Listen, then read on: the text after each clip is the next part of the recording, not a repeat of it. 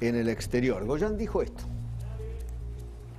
Se miente, se dice que hay 45.000 argentinos varados, son 10.000, ya lo aclaró la directora de la Dirección Nacional de Migraciones. 45.000 son los que salieron en los últimos 6 meses, pero los que están ahora afuera son 10.000, y firmaron estos 10.000 que están afuera, antes de irse, una declaración jurada en la que decían que aceptaban que en caso de haber cambios en la situación epidemiológica y que eso determinara que iban a reprogramar sus viajes, lo aceptaban y lo firmaron. ¿Qué dice la declaración jurada, Doc? El año pasado, cuando empezó la pandemia... Eso no decía el año pasado. No, por eso. Pero esto vino después. El año pasado, cuando la pandemia nos atrapa allá por marzo, el 20 de marzo, y vienen los primeros DNU, hubo un montón de argentinos que quedaron varados en el exterior. Exactamente. Y ahí hubo vuelos de repatriación. Hubo un montón de vuelos, con demora, con espera, el tema que nosotros tratamos en el noticiero. A partir de ahí, aeropuertos cerrados, etcétera. Luego, cuando se abre medianamente la frecuencia de vuelo, la Dirección Nacional de Migraciones obliga que cada pasajero que vaya a salir del país por la vía que sea, ingrese por internet y firme un formulario en forma digital. Ese formulario tiene dos particularidades, que es lo que seguramente nombraba en su nota periodística el ministro Goyan. Una de ellas, tenemos las imágenes, ahí la vemos, ahí está, la podemos leer de ahí más fácil. Una de ellas es la reducción de frecuencia de transporte internacional de pasajeros, es decir, el pasajero que egresa del país dice, esta es parte de la declaración, pero es lo importante que viene el tema, dice, declaro conocer y aceptar las directivas emanadas por la decisión administrativa 268/21, es una decisión administrativa anterior a la actual, y las que a futuro modifiquen o complementen en cuanto a, punto 1, reducción de frecuencia de transporte internacional de pasajeros, que es lo que está pasando en la actualidad, punto 2, costo de los test y o lugares dispuestos por el aislamiento. La salida del país implicará la aceptación y asunción de las consecuencias sanitarias, legales, económicas, etc. Esto tiene que ver con que en algún momento, en la etapa anterior, previo a esto, había cuestionamientos, quién bancaba, en términos genéricos, quién pagaba, quién abonaba los gastos de un extranjero. Bueno, esto es lo que Goyan se refiere y es lo que uno suscribe, quizás no lo lee en detalle, pero bueno, en definitiva la ley se da presumida por todos, se da conocida. Esto es lo que uno suscribe cuando sale del país. Está en línea José Luis España, que es abogado. Su mujer e hija están varadas o tiradas en Miami y él presentó un habeas corpus. Doctor España, ¿qué tal? ¿Cómo le va? Hola, buenas tardes, ¿cómo están? ¿Cómo le va? ¿Por qué presenta el habeas corpus? Cuénteme toda la historia. Bueno, cuento que mi hija y mi señora viajaron el 8 de junio a Miami. Lo hicieron porque nosotros veníamos... Ay, se congela la comunicación, ¿eh? Teníamos unos pasajes sí. que se vencían. A ver... Ahí sí. Teníamos unos pasajes que se vencían y como consecuencia de ello ellas decidieron viajar y además aprovechaban la oportunidad para vacunarse cuando tenían el retorno ya establecido para el día 2 de julio.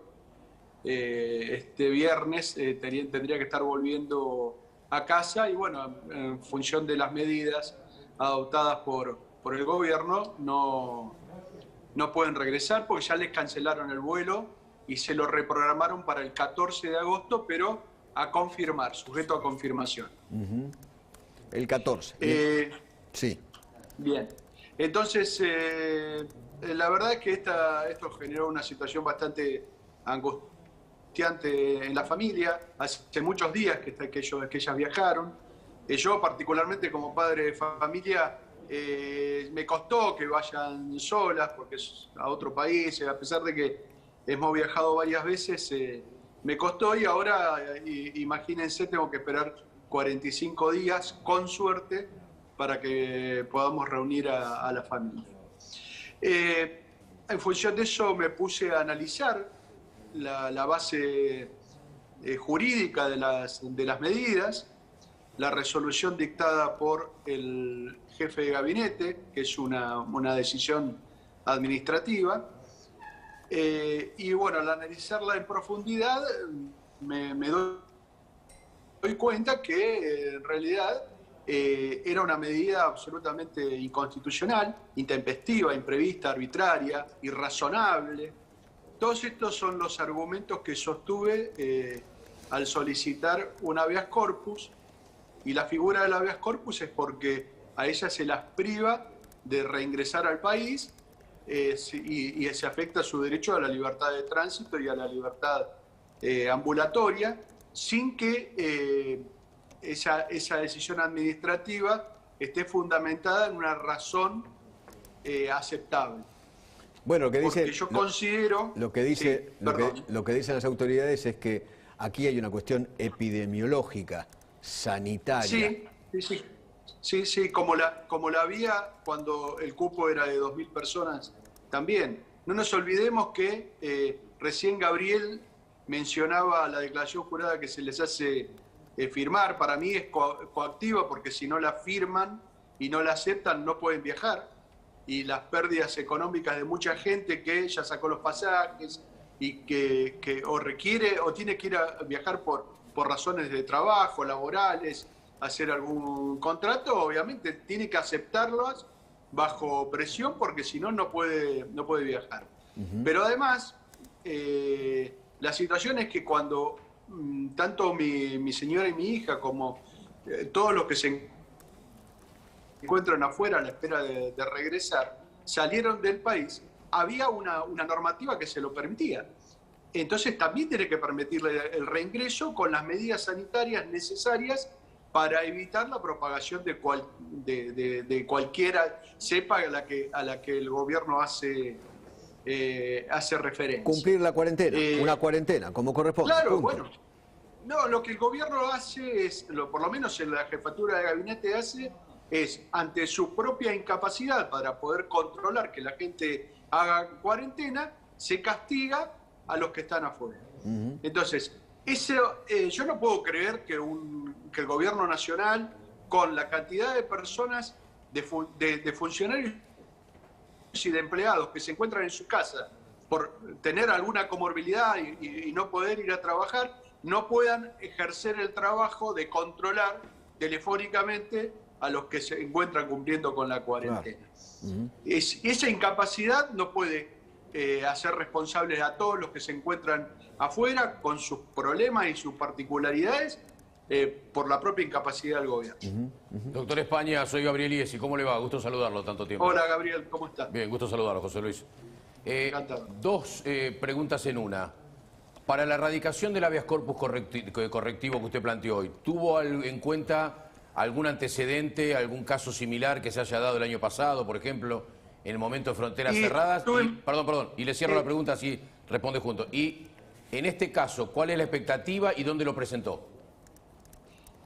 Por una razón de domicilio lo presenté en la Justicia Federal de La Plata, particularmente acá en Lomas de Zamora, en los Juzgados Federales de Lomas de Zamora.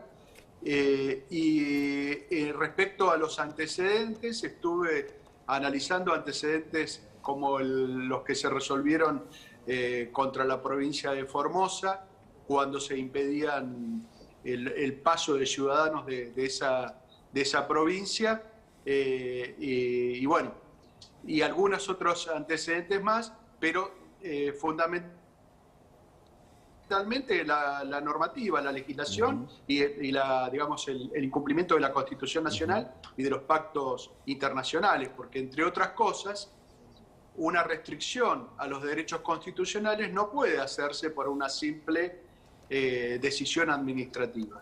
Tiene que haber una ley que, por razones absolutamente aceptables y entendibles, restrinja los derechos de los ciudadanos. Le van a decir, doctor, le van a decir, y hay un decreto presidencial ante una pandemia, ante una situación sanitaria extrema, estamos cuidando la vida de millones y millones de argentinos. ¿Le van a decir todo eso?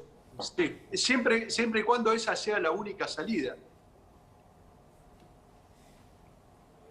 O sea, si 2.000 personas que ingresaban antes pueden traer la cepa, 600 también la pueden traer. Desde ese punto de vista, la decisión no tiene ninguna razón. No, yo coincido con usted, el tema está en el control.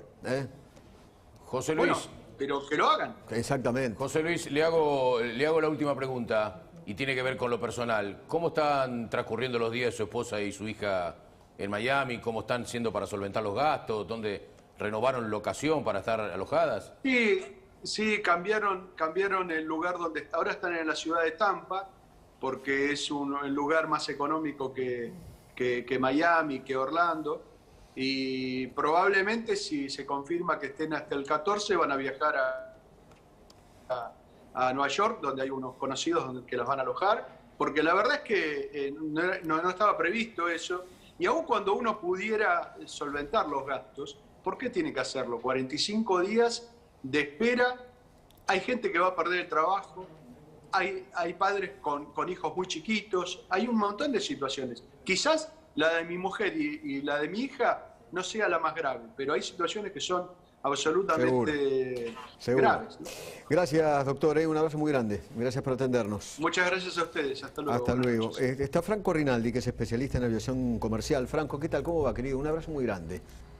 ¿Cómo estás, mi viejo? Hola, Eduardo. Buenas tardes. Un abrazo muy grande para vos también y para todos los que están ahí. Querido Franco, ¿viste algo igual? ¿Una situación similar? No, absolutamente no. Y creo que yo no soy abogado, pero como politólogo, cuando cumplí mi curso de Derecho Constitucional, que está en la currícula y en materia obligatoria, entiendo que no hay decreto ni ley que esté por encima de la Constitución. Y lo que yo creo que estamos viendo acá es una violación flagrante de la Constitución Nacional. El artículo 14, que garantiza el acceso, el ingreso al país a los habitantes de la República Argentina. Yo entiendo que durante 15 meses o no sé cuántos meses hemos vivido en una suerte de situación totalmente anómala, en donde el Poder Ejecutivo de la Nación ha decidido suspender durante mucho tiempo a dos poderes del Estado que dicen que esto es una república, y ha decidido suspender la ley, y ha decretado y ha gobernado por decreto sin mandar, como manda la Constitución, los decretos a la bicameral para que se examine el control de constitucionalidad, etcétera, etcétera. Pero es muy importante destacar que como primera medida, independientemente de lo que afecta al sector aerocomercial y cuál pueda ser la intencionalidad del gobierno para favorecer a algunos y perjudicar a otros, lo que hay de movida es una flagrante violación de un derecho constitucional. Que Franco, todos querido, acordaron que no iban a cambiar. Vos que Ahora, sos especialista en aviación aerocomercial, ¿cómo crees que puede afectar este tipo de situaciones a toda la industria aerocomercial en la República Argentina? Eduardo, la industria aerocomercial, en más de 100 años de historia, atraviesa la peor crisis de su historia. La peor. De modo tal que eso significa que todos los márgenes de ganancia pasaron a ser márgenes de pérdida.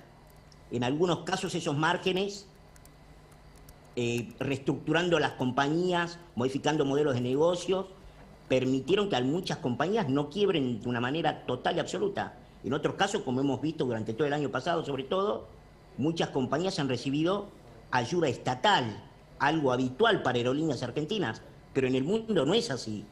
Eso fue una excepción. Ahora, para esta crisis formidable, perdón por el contexto, decisiones administrativas y además, a mi juicio, ilegales como las que toma el gobierno argentino, complotan directamente contra la posibilidad de que compañías aéreas privadas que tienen que trabajar conforme a criterios racionales, económicos, sigan viniendo a la Argentina, porque la Argentina ya es una ruta de por sí poco rentable para muchas compañías. Y imagínate, Eduardo, que si vos querés volar a la Argentina, tenés una compañía aérea, y yo te digo, ¿sabés qué, Eduardo? No podés ahora. ¿Pero cuándo voy a poder? Y no sé, en 15 días hablamos. Y en 10 días hablamos. Y vos estás trabajando con capitales de millones de dólares. Los aviones que vienen de Estados Unidos, de Europa, de otras partes del mundo, Eduardo, valen millones de dólares. Las operaciones son cientos de miles de dólares. Y los márgenes de derrota o de ganancia son tremendos para las compañías. Con lo cual yo lo que creo es que, en última instancia, y no digo que esa ha sido la razón principal de la decisión que ha tomado el gobierno de Alberto Fernández, pero en última instancia, o la decisión la tomó el doctor Recalde, no sé, en última instancia, digamos, el tiro largo me parece que es terminar de perjudicar y arruinar a la competencia que tiene Aerolíneas Argentinas, que habitualmente pierde con sus competidores. ¿Cuántas compañías aéreas había hace, no sé, pongamos 2, 3 años? ¿Y cuántas están quedando ahora en la Argentina?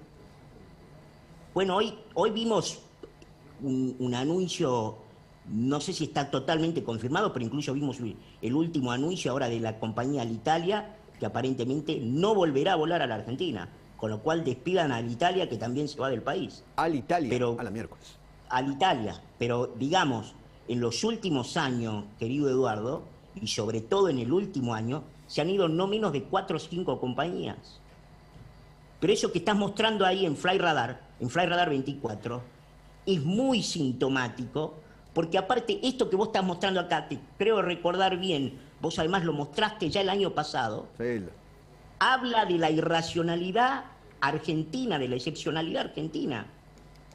Vos me preguntabas al comienzo, ¿alguna vez se hizo esto o conocés otro país o otro caso que haya hecho esto? No hay. La IATA lo dijo.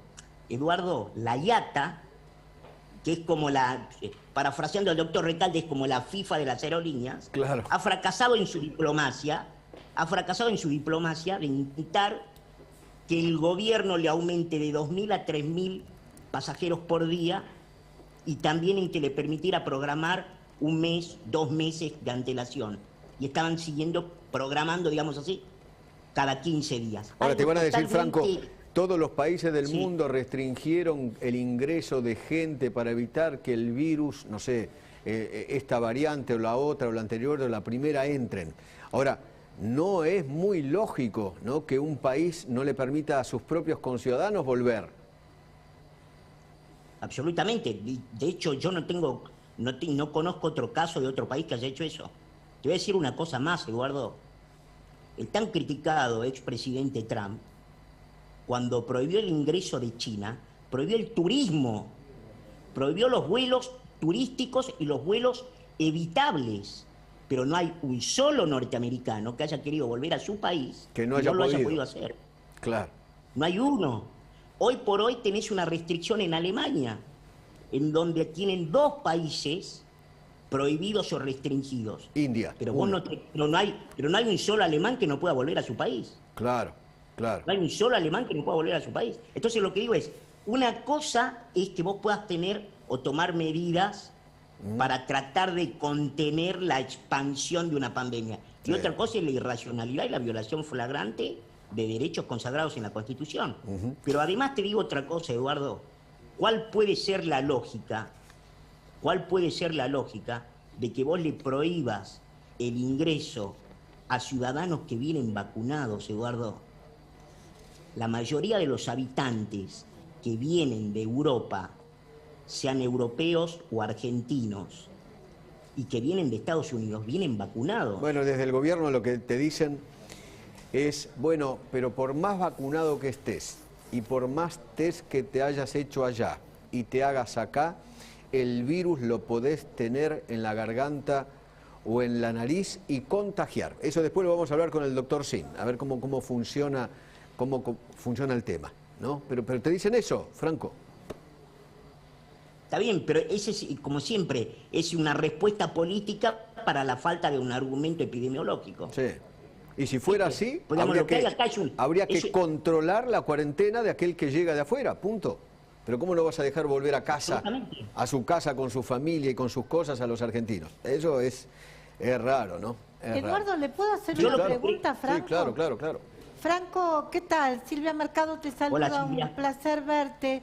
Hay un Igualmente. modelo autoritario que se está repitiendo aquí porque el caso de Cuba, el caso de Venezuela, han perdido, junto con las libertades, las líneas aéreas que llegaban a esos países.